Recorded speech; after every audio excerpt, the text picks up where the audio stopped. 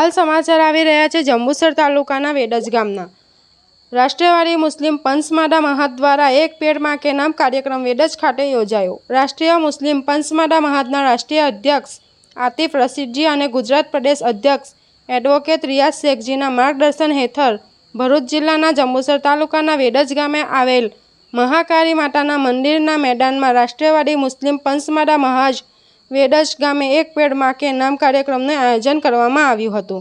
આ કાર્યક્રમના ગુજરાત પ્રદેશ મહામંત્રી સાજિદભાઈ અને ભરૂચ જિલ્લા પ્રમુખ ફારૂક દિવાનની આગેવાનીમાં કરાયો છે।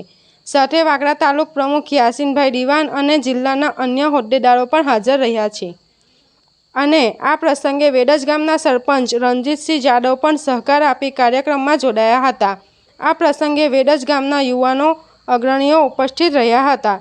એ પણ એક પેડ માં કે નામ કાર્યક્રમમાં જોડાયા હતા। अस्सलामुअलैकुम, नमस्कार। હું ફારૂક દિવાન રાષ્ટ્રવાદી મુસ્લિમ પસમંદા મહાદ ભરૂચ જિલ્લા અધ્યક્ષ। આપણા દેશના યશસ્વી વડાપ્રધાન નરેન્દ્ર મોદી સાહેબ અને ગુજરાતના મુખ્યમંત્રી શ્રી ભૂપેન્દ્ર પટેલ સાહેબનું જે અભિયાન ચાલી રહ્યું છે એક પેડ માં કે નામ, અને આપણું ગુજરાત હળિયાળું બનાવીએ એ આપણા સૌની ફરજ છે। એ અંતર્ગત આજરોજ અમારા રાષ્ટ્રવાદી મુસ્લિમ પસમંદા મહાજના જંબુસર તાલુકા પ્રમુખ અને એમની ટીમ દ્વારા આજે વેડજ ગામ ખાતે આ કાર્યક્રમનું આયોજન કરવામાં આવેલું, જેમાં અમારા પ્રદેશ મહામંત્રી સાજિદભાઈ દિવાનની આગેવાનીમાં અને અમારા તાલુકા અને જિલ્લાની અંદરથી અનેક હોદ્દેદારો અહીંયા હાજર રહ્યા અને વૃક્ષારોપણ કાર્યક્રમની અંદર તમામે હાજરી આપી અને ખૂબ સહકાર આપ્યો। અને વેડજ ગામના સરપંચશ્રી પણ અમારી સાથે ઉપસ્થિત રહ્યા, અમને સહયોગ આપ્યો અને આ મંદિરના પતાંગણના અંદર આજરોજ આ કાર્યક્રમ ખૂબ સારી રીતે પૂર્ણ થયો। જય હિન્દ, જય ભારત। આજરોજ વેડજ ગામે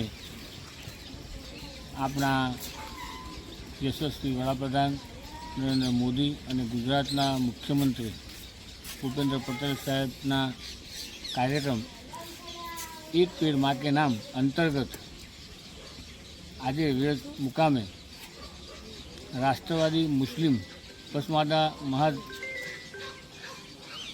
ભાઈઓ ઉપસ્થિત રહી અહીંયા વેડજ ગામે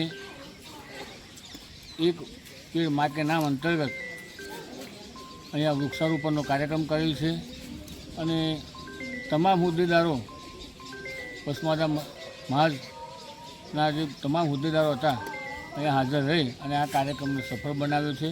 એ બદલ હું તેમનો વેડજ ગામ વતી આભાર માનું છું અને આપણા યશસ્વી વડાપ્રધાનનો પણ આભાર માનું છું।